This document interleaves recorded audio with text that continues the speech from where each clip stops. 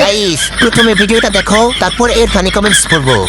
শহর যাচ্ছি ছেড়ে মা, ইচ্ছে করে থাকতে ভীষণ থাকতে পারি না।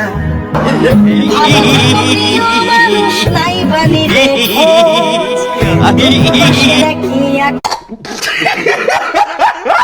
तो चलिए शुरू करते हैं। ভাই ভালো থাকিস, দাঁতের যত্ন নিস। ঠিক বলেছো।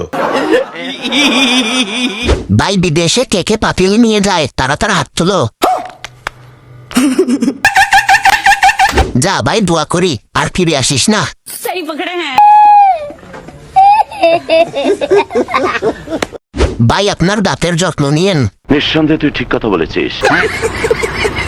এটা কি গাড়ি নাকি রান্নাঘর? কেউ একটু শিওর হয়ে আমাকে জানাবেন প্লিজ।